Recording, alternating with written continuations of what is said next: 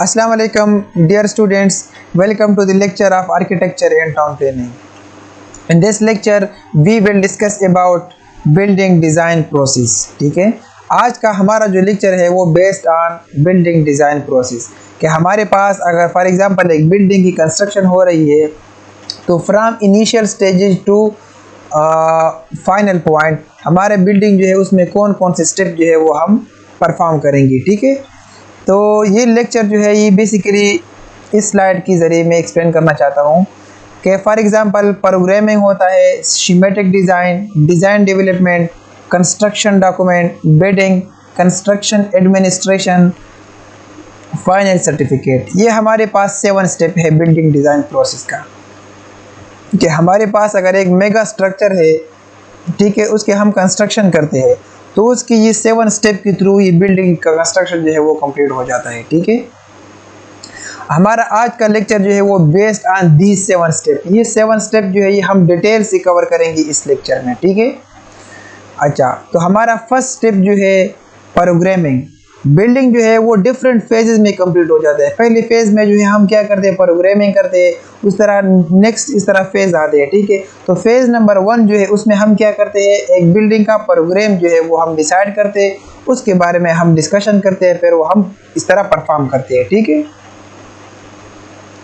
So what is programming? Programming is the activity of determining the program or set of need that a building need to fulfill or project need of the user।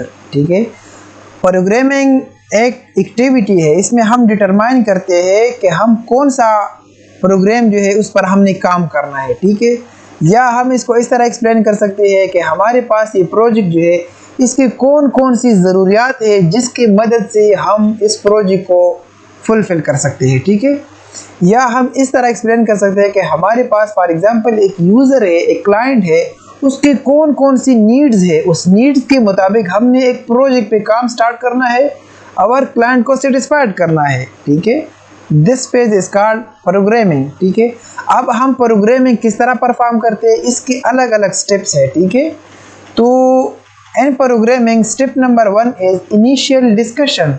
हम क्या करते हैं, initial discussion करते हैं। किसके साथ discussion करते हैं? क्लाइंट के साथ, क्योंकि हमने क्लाइंट को सेटिस्फाइड करना है। एक बिल्डिंग में एक बिल्डिंग एक क्लाइंट बनाते हैं तो उस क्लाइंट को हम सेटिस्फाइड करते हैं। तो हम क्या करते हैं, पहले हम क्लाइंट के साथ मीटिंग करते हैं। उस मीटिंग में कौन कौन सी चीज़ें इन्वॉल्व होती है? फर्स्ट होते हैं building programme. Building programme are specific uses intended for the building. It also include nature of the project, the current state of the building market, site availability, the client time requirement and office workload। ठीक है, इसमें हम क्या करते हैं कि एक building की हम इंटेंशन फाइंड करते हैं कि इस बिल्डिंग को हम कंस्ट्रक्ट करते हैं, इसको हम किस पर्पज़ के लिए कंस्ट्रक्ट करते हैं।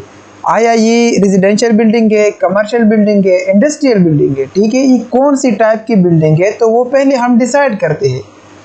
ठीक है, after deciding this we will decide about what type of project and what is the nature of this project। for example पहले हम नेचर में ही चेक करते हैं कि हमारे पास ये बिल्डिंग जो है ये गवर्नमेंट बिल्डिंग है या लोकल बिल्डिंग है, प्राइवेट। ठीक है, उसके बाद हम ये डिसाइड करते हैं कि ये रेजिडेंशियल बिल्डिंग है या कमर्शियल बिल्डिंग है, ठीक है, या इंडस्ट्रियल बिल्डिंग है। उसके साथ साथ इंस्टीट्यूशनल बिल्डिंग में हमारे पास आते हैं, जैसे कि पहले लेक्चर में मैंने एक्सप्लेन किया है, different type of building. The current state of the building market. हमारे पास ये बिल्डिंग जब हम कंस्ट्रक्ट कर रहे हैं तो इसका करंट स्टेट क्या है उस एरिया में।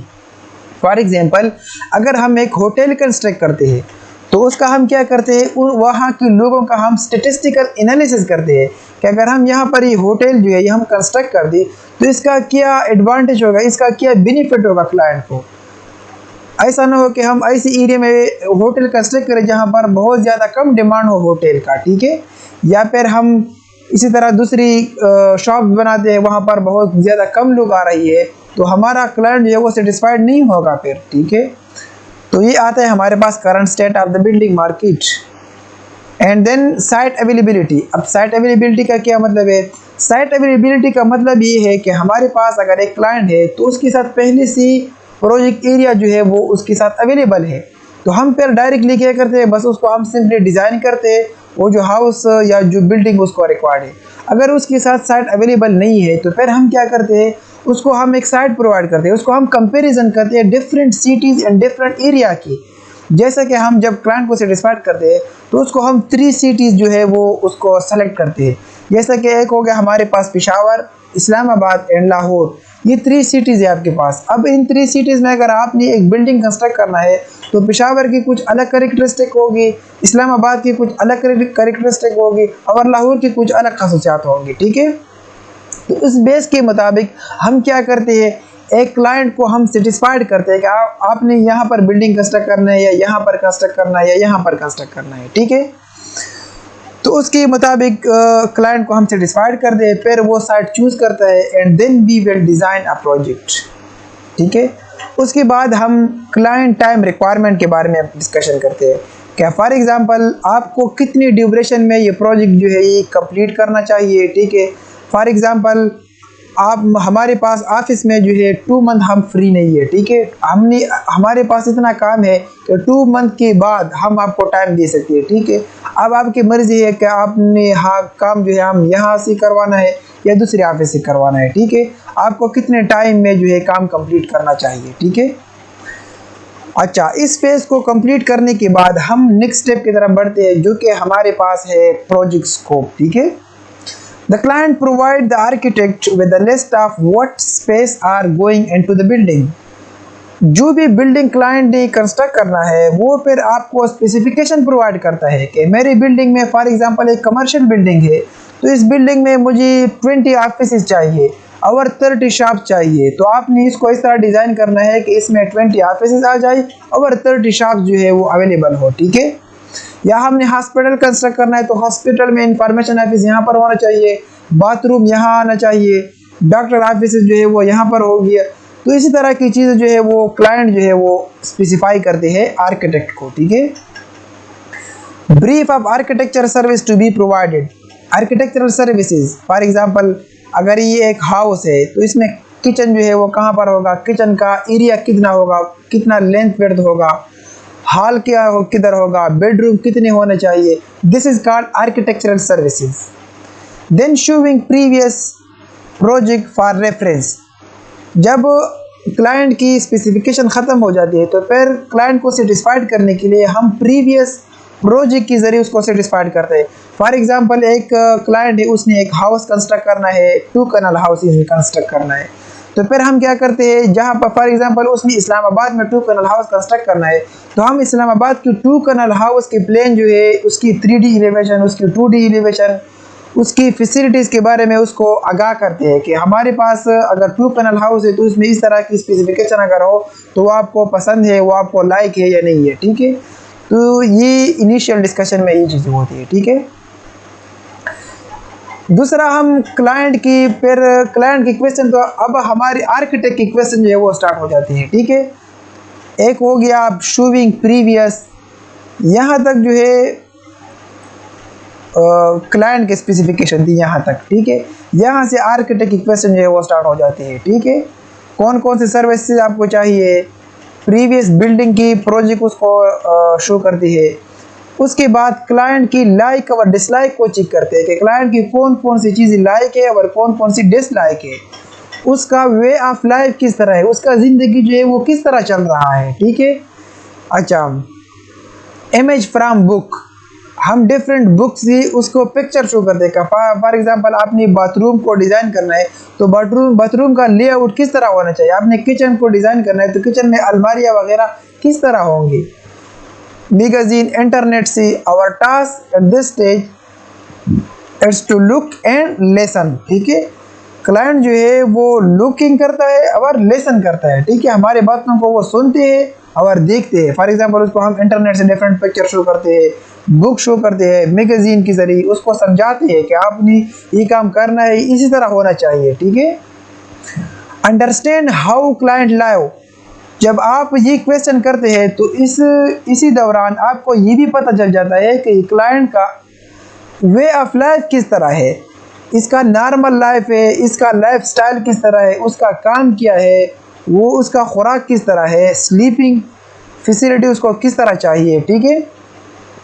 प्ले इन द बिल्डिंग, हमारे पास ऐसी लोग हैं दुनिया में कि वो बिल्डिंग के अंदर प्ले करने से tennis table different type of game है जो हम बिल्डिंग के अंदर प्ले कर सकते हैं, ठीक है।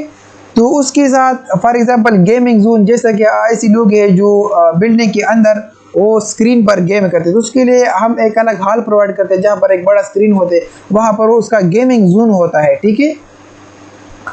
तो उसी तरह की हम क्लाइंट की लाइफ के बारे में, वर्क के बारे में, ईटिंग के बारे में हम जानते हैं कि इसका लाइफस्टाइल किस तरह है, ओल्ड स्टाइल है या न्यू मॉडर्न पीपल है, ठीक है। Responsibility of architect at this stage in estimate a fee to be charge for each stage, ठीक है। इस स्टेज में ये भी हम डन करते हैं कि हमारे पास आर्किटेक्ट ने कौन कौन से काम प्रोवाइड करने हैं। फॉर एग्जांपल पहली स्टेज में हम क्या करेंगे, इसको हम एलिवेशन जो है वो प्रोवाइड करेंगे और ड्राइंग जो है वो प्रोवाइड करेंगे। तो ड्राइंग प्रोवाइड करने के बाद आपने 5% या 10% आपने फ़ी जो है वो चार्ज करना है, ठीक है। उसके बाद हम क्या करते हैं, फॉर एग्जांपल जब हम 3D एलिवेशन प्रोवाइड कर दे, ठीक है, तो उसके बाद आपने 50% चार्जेस जो है वो आपने पे करना है, ठीक है। तो इसी तरह की फ़ीस के बारे में डिस्कशन भी हम इनिशियल डिस्कशन में हम करते हैं, ठीक है। सिलेक्शन ऑफ प्रोजेक्ट टीम, हम ये भी डिसाइड करते हैं कि हमारे पास अगर एक प्रोजेक्ट है तो हम प्रोजेक्ट की टीम को सेलेक्ट करते हैं कि हमने आपको ये बिल्डिंग जो है किस तरह डिज़ाइन करना है। आर्किटेक्चरल ड्राइंग जो है वो बनाना है, इसी आर्किटेक्ट का नाम हम उसके इसी फेज़ में हम सजेस्ट करते हैं। फिर आपने स्ट्रक्चरल डिज़ाइन उसी स्ट्रक्चरल इंजीनियर से करना है, ठीक है। सैनिटेशन जो है, प्लम्बिंग का काम जो है, इलेक्ट्रिकल वर्क जो है, ये सारे कौन करता है उसकी नाम जो है वो हम एक टेबल बनाते हैं, क्लाइंट को देते हैं कि आपका ये काम इस बंदे ने करना है और ये काम इसने करने हैं, ठीक है। अच्छा, हमारा सेकंड स्टेप जो है वो हो गया साइट एनालिसिस, ठीक है। तो ये हम नेक्स्ट वीडियो में बनाते हैं, ठीक है।